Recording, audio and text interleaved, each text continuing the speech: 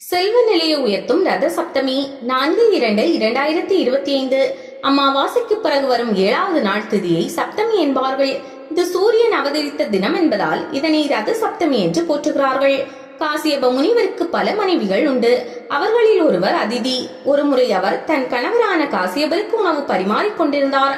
அப்போது வாசலில் யாசகம் கேட்டு ஒரு அந்தணர் வந்து நின்றார். அப்போது அதிதி நிறைமாத கர்ப்பிணியாக இருந்ததால் மெதுவாக நடந்து சென்று அந்தணருக்கான உணவை எடுத்துக்கொண்டு வந்தார். அப்போது யாசகம் கேட்டு வந்த அந்தணர், உணவு எடுத்து வர இவ்வளவு தாமதமா? நீ என்னை உதாசீனப்படுத்தி விட்டாய். எனவே உன் வயிற்றில் வளரும் குழந்தை இறப்பான் என்று சாபம் கொடுத்துவிட்டு சென்றார். பயந்து போன அதிதி இது பற்றி தனது கணவரிடம் தெரிவித்தாள். காசியபரோ, நீ வருந்த வேண்டாம், தேவர் உலகத்திலிருந்து அழிவில்லாத ஒரு மகன் நமக்கு கிடைப்பான் என்று கூறினார். அதன்படியே பிரகாசமான ஒளியுடன் சூரியன் அதிதிக்கு மகனாக பிறந்தார். அவர் பிறந்த தினமே ரத சப்தமி ஆகும். அன்றைய தினம் சூரியனை நாம் வழிபாடு செய்தால் எண்ணற்ற பலன்கள் கிடைக்கும். அன்றைய தினம் செய்யும் தர்மங்களுக்கு அதிக புண்ணியம் வந்து சேரும். அதே போல் இந்நாளில் தொடங்கும் தொழில் சிறப்பான வளர்ச்சியை பெறும்.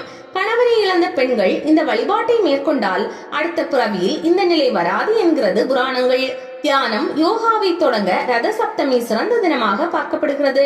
ரத சப்தமி அன்று சூரியனுக்கு சிவப்பு நிற ஆடை அணிவித்து சிவப்பு நிற மலர்களை கொண்டு அர்ச்சனை செய்து நெய் விளக்கேற்றி வழிபட்டால் சூரியனால் ஏற்படும் தோஷங்கள் விலகும். சூரியனுக்கு உகந்த தானியம் கோதுமை. எனவே ரத சப்தமி அன்று சூரியனுக்கான நைவேத்தியத்தில் கோதுமையால் செய்யப்பட்ட உணவு இருப்பது பெரும் புண்ணியம் தரும். ரத சப்தமி என்று அதிகாலையில் எழுந்து நீராடிவிட்டு சூரியனை வணங்க வேண்டும். பின்னர் சூரியனுக்குரிய துதிகளை சொல்ல வேண்டும். ரத சப்தமி என்று சூரியனுக்கு அர்க்கியம் விடுவது முக்கியத்துவம் வாய்ந்தது. சூரியனுக்கு உகந்த நைவேத்தியம் சர்க்கரை பொங்கல். அதனை சூடாக இருக்கும் போதே நைவேத்தியம் செய்துவிட வேண்டும். வழிபாட்டிற்கு பிறகு அந்த சர்க்கரை பொங்கலை மற்றவர்களுக்கு வழங்கி நாமும் சாப்பிட வேண்டும். ரத சப்தமி நாளில் வீட்டு வாசலிலும் பூஜை அறையிலும் தேர்கோலம் போடுங்கள். சூரியனுக்கு உகந்த இலை எருக்கமிலை ஆகும். ரத சப்தமி அன்று 7 எருக்கமிலைகளை தலையில் வைத்து நீராடுவது மிகவும் அவசியம். இதனால் ஆரோக்கியமும் செல்வ வளமும் பெருகும். நீராடும் போது 7 என்ற எண்ணிக்கையில் எருக்கமிலைகளை எடுத்து அடுக்கி வைத்து அதன் மீது அட்சதை எழி வைக்க வேண்டும். ஆண்கள் என்றால் அதனுடன் விபூதியும், பெண்கள் என்றால் அதனுடன் மஞ்சளும் சேர்த்துக் கொள்ள வேண்டும். பின்னர் அந்த இலை அடுக்கை தலை மீது வைத்து நீராட வேண்டும்.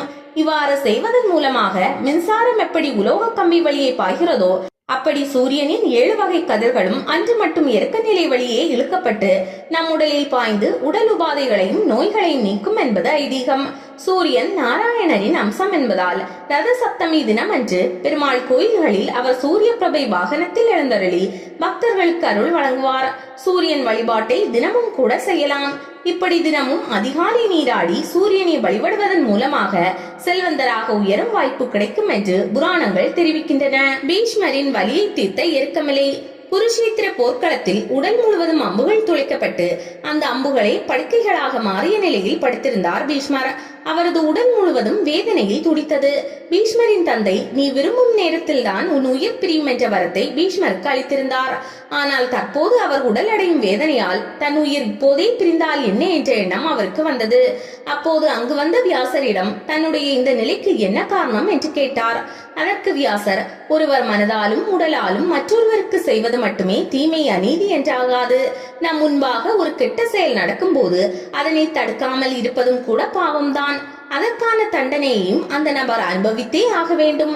அதைதான் இப்போது நீ அனுபவிக்கிறாய் என்றார். சிறந்த புத்திசாலியான பீஷ்மர் கௌரவ சபையில் திரௌபதிக்கு அநீதி நிகழ்ந்த போது அதனை கண்டும் காணாமல் இருந்ததால் தனக்கு ஏற்பட்ட விளைவு இது என்பதை உடனடியாக உணர்ந்து கொண்டார். அதனால் வியாசரிடம் இதற்கு பரிகாரம் ஒன்றும் இல்லையா என்று கேட்டார். உடனே வியாசர், ஒருவர் தான் செய்தது மகா பாவம் என்று உணர்ந்து வருந்தும் போதே அவரது பாவம் அகன்றுவிடும்.